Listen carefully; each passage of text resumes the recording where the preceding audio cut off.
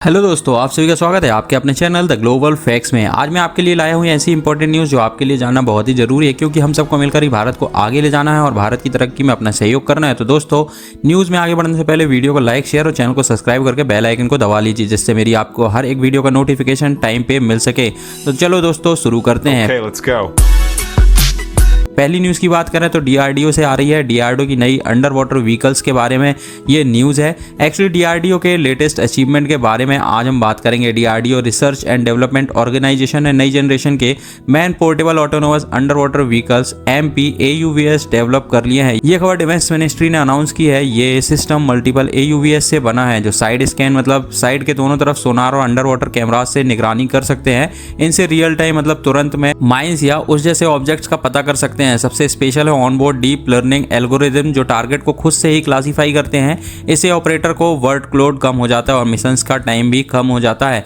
MPAUVS mines like objects की real time detection और classification कर सकते हैं। सोनार कैमरास और डीप लर्निंग के साथ ये फुली ऑटोनोमस है, जिससे अंडर वाटर ऑपरेशंस एफिशिएंट बन जाते हैं। ये व्हीकल्स डीआरडीओ के naval science and technology laboratory SNTL Visakhapatnam में बनाए गए हैं। इनसे हमारी under water mine detection capability strong हो जाएगी, जो नेशन सिक्योरिटी के लिए बहुत ही जरूरी है। ये था डीआरडीओ का अमेजिंग गेम चेंजिंग डेवलपमेंट। तो दोस्तों, ये न्यूज़ कैसी लगी कमेंट पे जरूर बताइए। सेकंड न्यूज़ की बात करें, इंडियन आर्मी का नया इनोवेशन है। हाई एल्टीट्यूड में मोनो रेल को चला दिया है। दोस्तों, इंडियन आर्मी के गजराज कॉर्प्स ने अरुणाचल प्रदेश में एक देसी high altitude mono rail system launch किया है, जो 16,000 फीट की ऊंचाई पर भी काम करेगी और मिलिट्री लॉजिस्टिक मतलब मिलिट्री के यूज के समान उसको ले जाया करेगी। तो ये गेम चेंजर है। ये खबर लेफ्टिनेंट कर्नल महेंद्र रावत ने अनाउंस की है। ये सिस्टम केमिंग सेक्टर के हिमालयास में डिप्लॉय हुआ है, जहां सीर क्लिफ, बर्फ, अनप्रेडिक्टेबल मौसम्स और स्टीप ग्रेडियंट्स सप्लाई लाइंस को चैलेंज देते हैं। फॉरवर्ड पोस्ट तक पहुंचाने में ये बहुत ही जरूरी लाइफलाइन बनेगा। ये रेल दिन रात चलेगी,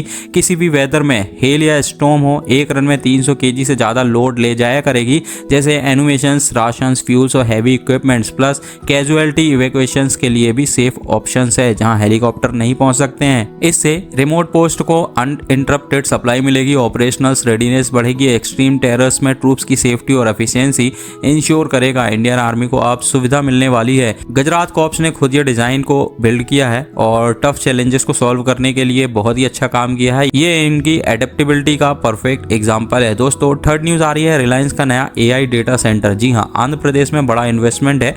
रिलायंस इंडस्ट्री मुकेश अंबानी की लीडरशिप में आंध्र प्रदेश में 1 गीगावाट का advance AI data centre set करने वाली है। चीफ मिनिस्टर चंद्रबाबू नायडू ने अनाउंस किया है। CII पार्टनरशिप समिट 2025 के ओपनिंग डे पर विशाखापट्टनम में ये फैसिलिटी फुली मॉड्यूलर और फ्यूचर रेडी होगी। स्पेशली AI के लिए बनाई गई है। ये डेटा सेंटर जामनगर गुजरात के एक्सिस्टिंग 1 गीगावाट AI सेंटर का ट्विंस होगा, जो साथ मिलकर एशिया के सबसे स्ट्रॉन्ग AI नेटवर्क को बनाएंगे। इसके साथ ही Reliance 6 gigawatt power solar power project भी यहाँ लाएगा, जो इसको पावर देगा। फाइनेंशियल डिटेल्स अभी डिस्क्लोज तो नहीं हुई है और रिलायंस से भी अभी कोई कमेंट नहीं आया। इंडिया में AI इंफ्रास्ट्रक्चर्स बढ़ रहे हैं तेजी से। गूगल ने भी यही आंध्र प्रदेश में $15 बिलियन का 5 साल का इन्वेस्टमेंट अनाउंस किया है। माइक्रोसॉफ्ट और Amazon भी बिलियंस डाल रहे हैं डेटा सेंटर्स में। ये सब AI सर्विसेज की बूमिंग डिमांड को मीट करने के लिए है, जहां कंप्यूटिंग पावर बहुत ही ज्यादा चाहिए होती है। रिलायंस ग्रुप में जियो, इंडिया का top telecom, Reliance network, news 18 media और जामनगर ऑयल कॉम्प्लेक्स शामिल है। ये इन्वेस्टमेंट इंडिया के 1 मिलियन इंटरनेट यूजर के लिए भी गेम चेंजर हो सकता है। दोस्तों, फोर्थ न्यूज आ रही है ट्रम्प के टैरिफ ऑर्डर को हटाने को लेकर। अमेरिका के प्रेसिडेंट डोनाल्ड ट्रंप ने कल 14 नवंबर 2025 को एक एग्जीक्यूटिव ऑर्डर साइन किया है। इसमें बीफ, कॉफी और ट्रॉपिकल फ्रूट्स जैसे कई कमोडिटीज पर लगाए गए टैरिफ्स हटा दिए गए हैं। ये कदम कंज्यूमर्स के हाई प्राइसेस की शिकायत पर लाया गया है। ये फैसला इस महीने के ऑफ ईयर्स इलेक्शन के बाद आया है, जहां वोटर्स ने इकोनॉमिक इशू को टॉप कंसर्न बताया।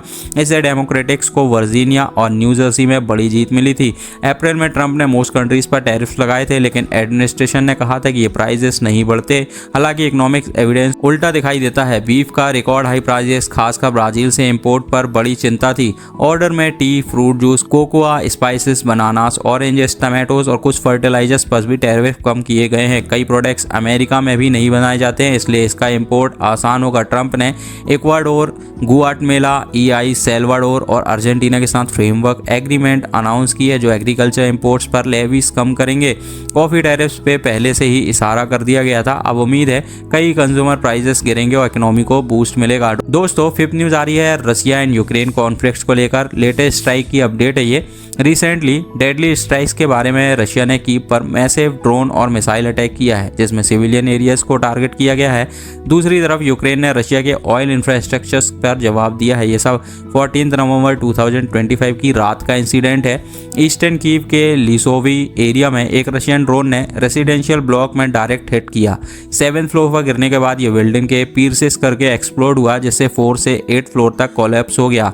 इससे 6 लोगों की मौत हो गई और 35 से ज़्यादा घायल हुए। लोकल रेसिडेंट वीटा ने बताया, ड्रोन ने बिल्डिंग को छेद दिया और दूसरी तरफ ब्लास्ट हुआ। मैंने अपनी आईज से 4 बॉडीज को बाहर निकलते देखा।